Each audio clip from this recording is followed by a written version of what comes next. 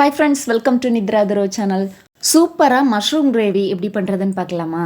நம்ம சேனலை இப்போ தான் ஃபஸ்ட் டைமாக பார்க்குறீங்கன்னா சேனலை சப்ஸ்கிரைப் பண்ணி வச்சுக்கோங்க.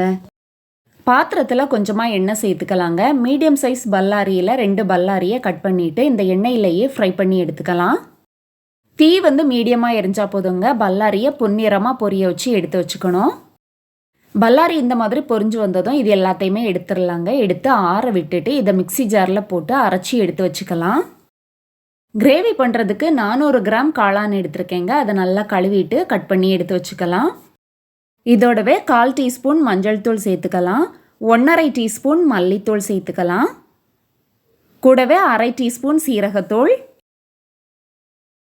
1/2 டீஸ்பூன் கரம் மசாலாவும் சேர்த்துக்கலாங்க.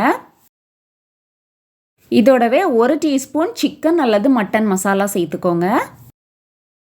கூடவே 2 டீஸ்பூன் இஞ்சி பூண்டு பேஸ்ட்டும் சேர்த்துக்கலாங்க. இப்போ நம்ம எண்ணெயில் ஃப்ரை பண்ணி எடுத்த பல்லாரியையும் மிக்சியில் சேர்த்து அரைச்சிட்டு இதோட சேர்த்துக்கலாம்.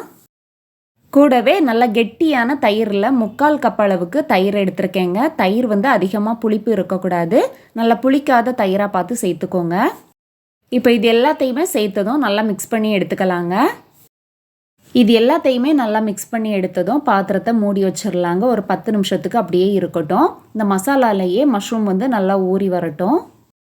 இப்போ 10 நிமிஷம் ஆனதும் ஸ்டவ் ஆன் பண்ணிவிட்டு பாத்திரத்தில் 2 டேபிள் ஸ்பூன் எண்ணெய் சேர்த்துக்கலாங்க.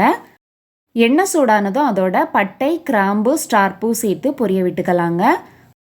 இதோடவே 1 டேபிள் ஸ்பூன் அளவுக்கு காஷ்மீரி மிளகாய் தூள் சேர்த்துக்கலாம்.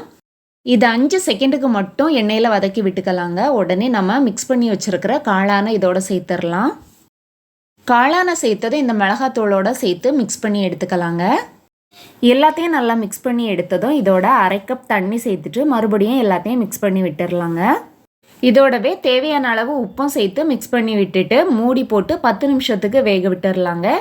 தீயை லோ ஃப்ளேமில் வச்சுட்டு வேக வச்சு எடுத்துக்கலாங்க. இப்போ காளான் நல்லா வெந்து எண்ணெய் எல்லாமே பிரிஞ்சு வந்திருக்கு பாருங்கள். இப்போ நம்ம நல்லா திக்கான தேங்காய் பாலில் 1/2 கப் தேங்காய் பால் சேர்த்துக்கலாம். தேங்காய் பால் சேர்த்துட்டு ரொம்ப நேரம்லாம் கொதிக்க விட வேண்டாங்க. ஒரு கொதி மட்டும் வந்தால் போதும். ஒரு கொதி வந்ததும் இதோட கொஞ்சமாக மல்லியில சேர்த்து மிக்ஸ் பண்ணி விட்டுட்டு ஸ்டவ் ஆஃப் பண்ணிடலாங்க. வீடியோ பிடிச்சிருந்தா லைக் பண்ணுங்கள், ஷேர் பண்ணுங்கள். தேங்க்ஸ் ஃபார் வாட்சிங்.